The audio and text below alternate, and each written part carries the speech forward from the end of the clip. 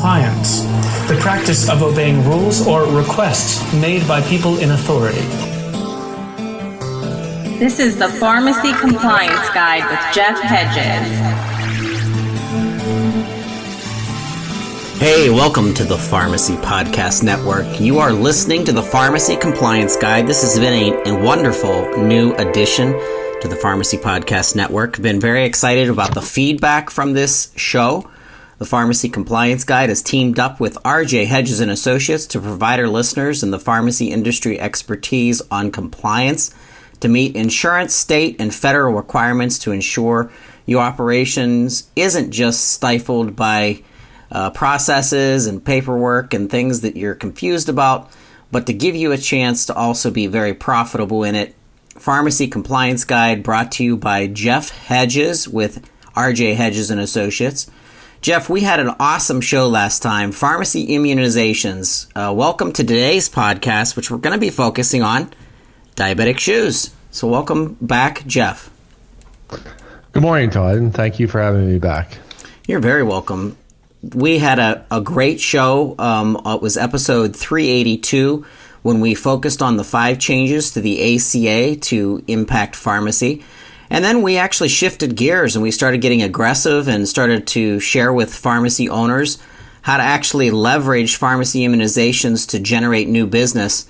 If you haven't listened to that, that's episode 409. I'm going to put that in the show notes of this podcast. But today, diabetic shoes. And you know, Jeff, I've been in the industry for quite some time in specifically independent pharmacy, and it's always been questioned.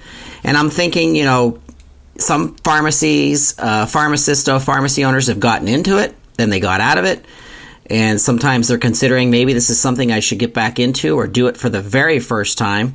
And you have to wonder, why would I even consider doing diabetic shoes with the fear of audits, insurance companies, even stinky feet for that matter? Is it really worth the hassle? Actually, it is. It's not really that big of a hassle if you do it right the first time and understanding the process. Diabetic shoes is the only preventative medicine that Medicare and Medicaid pay for. And the key thing is, if it is done correctly, the process is just that, a process, just like filling any other prescription. You have to understand the process and do it the same way every time correctly. And if you do it that way, audits go away because the auditors will stop picking on you if you are doing it correctly, and you win your audits. And that's the key thing.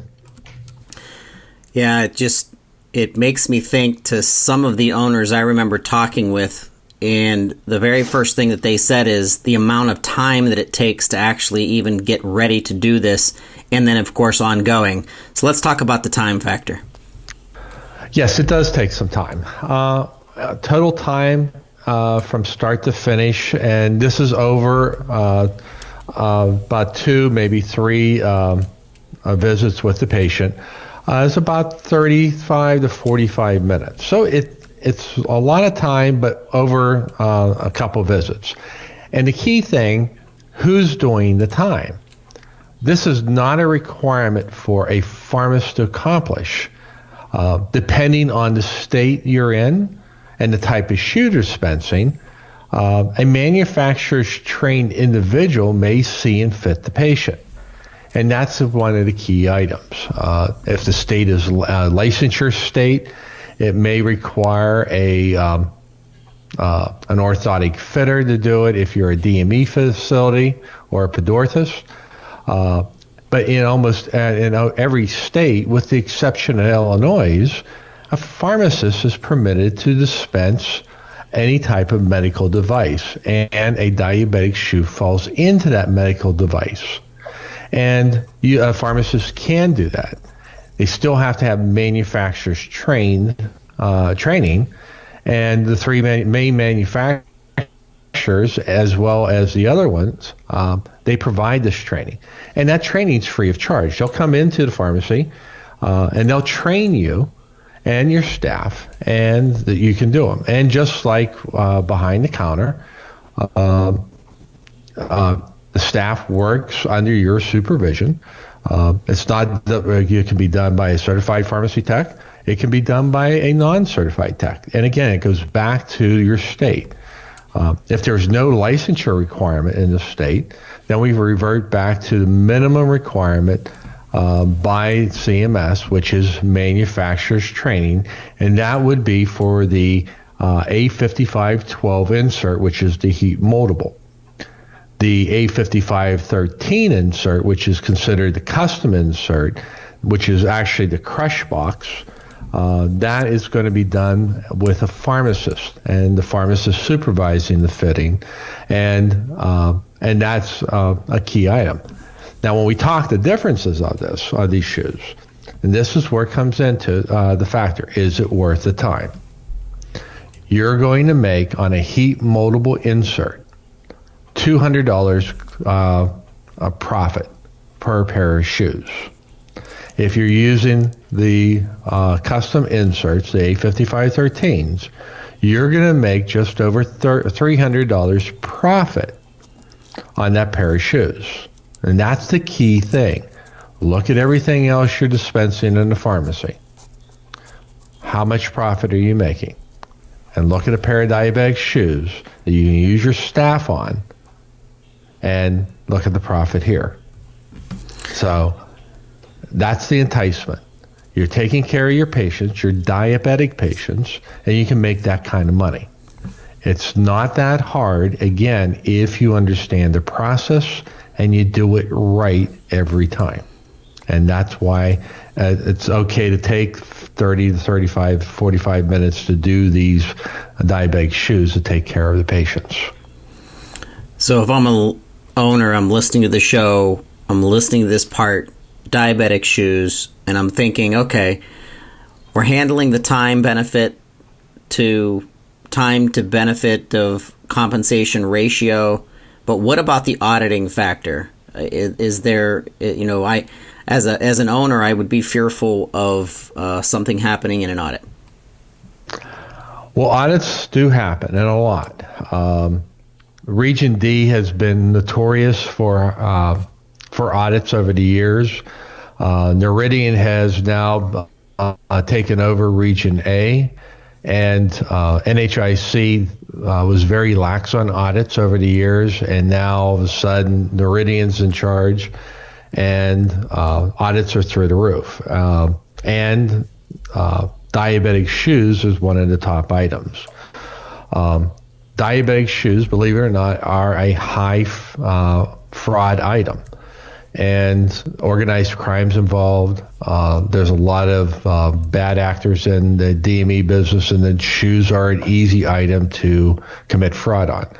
So they will audit them. And the key thing is that on these audits, they're looking to audit to make sure things are being done right. They're looking to make sure that the actual patient is actually receiving the shoes. That's a key item here. Are the patients getting the shoes? So it comes all back to the process and the documentation. And that's what they want to see, what the paperwork is. And that's where everything's at, and that's what they're focusing on. And as long as you understand that documentation process, again, once they see you're doing it, instead of being audited for every pair of shoes, you may get audited once a quarter and then once every 6 months. I mean, these audits slow down once these auditors find out that you're doing things right. And that's a key item. Okay, now you're making it sound simple, and now I'm getting excited to get back into this. So why have so many pharmacy owners dropped diabetic shoes? Well, it's all about the documentation. Everything in the pharmacy is fast-paced. Day-to-day operations on the prescription, it's almost all automated. When we come to diabetic shoes, we lose automation. We're going back to hands-on. And we talked about doing the documentation right the first time. So let's go back and look at what the requirements are. Okay, and we're going to start with who's eligible. Okay, and we're going to talk about Medicare patients first because that's the most restrictive.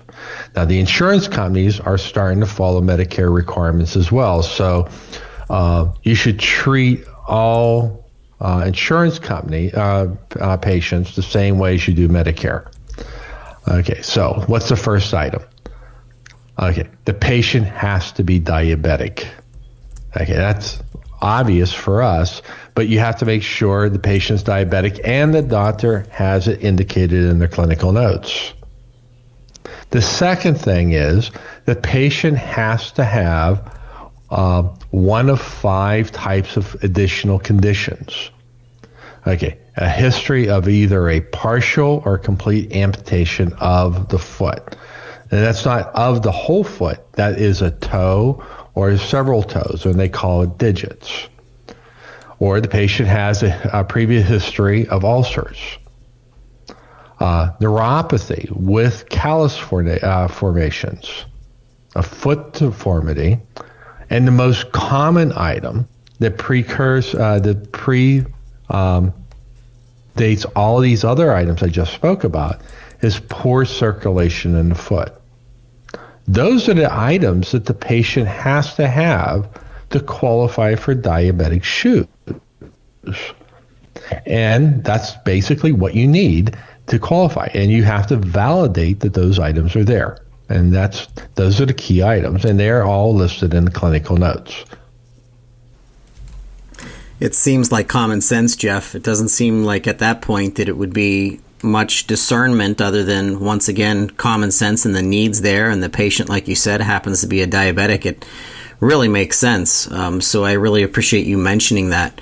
So let's talk about kind of breaking this down in eligibility, because we kind of talked about those highlights, and but I want to talk about that referral piece to this, and that is when the physician, the primary care, the podiatrist has some type of referral to me, and or I'm actively going to these providers in the community to let them know that I'm a community pharmacy that in fact can fit diabetic shoes as well. So I think this is a two-way street. If you're listening, this is, once again, just like with immunizations, this is a marketing, business development opportunity for you to reach out to other healthcare providers, letting them know that you offer this to the community. So let's talk about that piece of it, Jeff. Okay. Well, a patient normally will get a prescription it can come from several different types of practitioners. Medical doctor or DO, MD or DO, a physician assistant, a certified nurse practitioner, or podiatrist. They're all permitted to write a prescription. Okay. The patient must have a face-to-face visit with these practitioners. Okay. They receive the prescription for diabetic shoes and inserts. Now, y'all have seen this who have done diabetic shoes.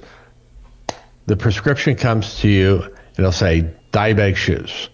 They'll leave off the inserts, or they won't say anything about that. So when you get that prescription, what you need to do, and when you read the LCD, or the local coverage determination, what happens is what you need to do at this point is that you have to have a detailed written order.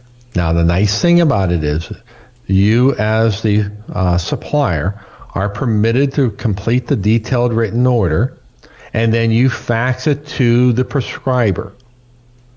Okay. Now, you can complete everything up on this because you're talking to the prescriber and get everything out. So if that prescription only says diabetic shoes, you can fill that out and fax it out, and you can complete everything in there. You want a quantity of 2 A5500 shoes. You have and put in a quantity of 6 of either the A5512 inserts or the A5513 inserts, because you're communicating back to the prescriber. You send that back to the prescriber. They need to sign it, and you're also requesting the clinical notes to come back. And they come back. And so you get everything back from the patient, from the prescriber. And it comes into you from there. Okay, so that comes in, and so that completes the first step of your documentation. Now, if it is a PA or a certified nurse practitioner or a podiatrist, then the patient needs to go see their primary care physician. And it needs to be the MD or a DO. It cannot be a PA or a certified nurse practitioner. Then they need to have a face-to-face visit with them, and they need to get a physician's certification of therapeutic footwear. And that's another document. And they have to have a face-to-face visit with them. And that's a different document where they're certifying diabetes and that they need the shoes. Now, if the first visit was with an MD or a DO, you still need to send that detailed written order, but you also need to send the physician certification of therapeutic footwear at the same time. And the MD or DO needs to sign both documents. And again, on these documents, you are able to fill out a lot of the documentation. You can't do the signature or you can't fill out the date, but you can send everything to the MD or DO so they can fill it out. But the key item is you got to have the clinical notes to accompany these documents, whether it's one visit with a prescriber or whether you have two. And each document has certain elements that have to be done. Now, with this, one other clarification. A lot of the manufacturers have forms that they will provide you that you can use, and they look really nice. And what I always tell folks is that manufacturers for diabetic shoes are just that. They're manufacturers of diabetic shoes. Their primary focus is to sell diabetic shoes. They do not work with CMS. They do not work with audits. They do not work with working through issues with audits and redeterminations. So their paperwork looks really nice, but does it meet the requirements? And some of them absolutely will never meet an audit requirement. So what I always recommend is don't use the manufacturer's documentation. It looks good, but it doesn't meet the requirements. So you always have to refer back to the LCD and the supplier's manuals to look at it. So, because if you lose an audit, the manufacturer is always going to come back and say, well, it's your responsibility to look at the LCD to ensure everything was done correctly. That's your out. So that's one of the key things, is making sure you do all the paperwork right. Jeff, you spoke about leveraging your staff earlier in the show and pharmacy technicians and the training that's in place. So talk a little bit about that training, talk a little bit about the CMS rules in place, and then even state to state differences and the exemption piece. Okay. Well, the big thing is that there are, I believe, 14 states now in the United States that have a state licensure requirement. And a state licensure requirement is for orthotics and prosthetics. And in those licensure states, they will require an orthotic fitter or a podorthist to be involved in diabetic shoes. And they'll fit them. Now, again, with the exception of Illinois, the pharmacist scope of practice will still cover the pharmacist to do diabetic shoes because of the pharmacist license. I mentioned Illinois because they still will say that a orthotic fitter is more qualified with 1,000 hours of training and a 1 week schooling, and they're trying to change some of the requirements there. But basically, that's the amount of training that an orthotic fitter has, and they're saying that they are more qualified than a doctor in pharmacology with 7 years of education, and they're treating the entire diabetes of the patient. And it doesn't make sense, but that's in Illinois. We've been trying to work on that for years, and we just haven't been able to get that worked through that state. But you got to look at each state and what the requirement is. Now, for the other states, the other 36 states that doesn't have a state licensure rule, it reverts back to manufacturer's training. Okay, manufacturer's training, and still for the pharmacists in those licensure states, you have to have manufacturer's training. So you contact your shoe manufacturer, they will come in and they will do your training. It doesn't matter what manufacturer provides the training, you're not locked into that manufacturer's shoes. You can dispense any shoes as long as you received a manufacturer's training.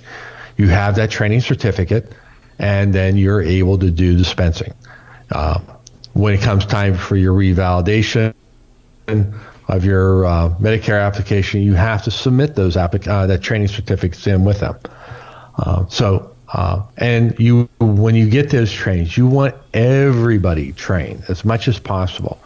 And you want to get the manufacturer to come in and do additional trainings over time to get those trainings, because the more staff you have to do the trainings, the more people are available to do the fitting.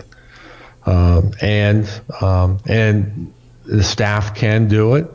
And at states where there's a little bit more restrictions on it, the pharmacist supervises the diabetic shoe fittings. And it happens everywhere. It's in our state, in Pennsylvania, we are a licensure state. The pharmacist must oversee the fitting, and they have to sign off on the final assessment for the fittings, and go from there. Now, if you're a DME facility or a separate facility the pharmacy owns and it's not attached to the pharmacy, then the state, the DME facility has to follow the state licensure requirements. So there's no pharmacist there. You can't get.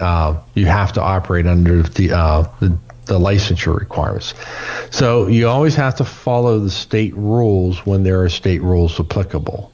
So it gets a little confusing at times, but you just have to step back, and look at it. The best, one of the first things you want to do is go to NSC's webpage, Palmetto GBA, and on the home page they have state licensure, and you click on it and go down and select diabetic or your state and diabetic shoes. It'll tell you what state, if your state has licensure requirements. And that's another reason to reach out to RJ Hedges and Associates as well, because they can really guide you through this entire process in becoming certified in whatever you want to do as an owner, expanding your services to your community. Jeff, review with us one more time about the exemption, non-exempt, and exempt factors of this as certified for diabetic shoe fittings and not, and carrying the shoes and not. Okay. A lot of pharmacies have gone to the exempt route of carrying on their accreditation. Okay. If you are exempt from accreditation, that means that you have an active Part B number, you're exempt from accreditation, and you can still add or delete items from your 855S application.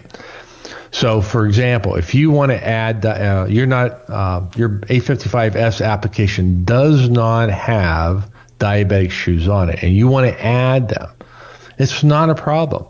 You get your manufacturer's training, and once you get your certificates, you complete an 855S application, and you have to do sections 1A, parts of 2, and then you're going to do section 3D, which is your DME products.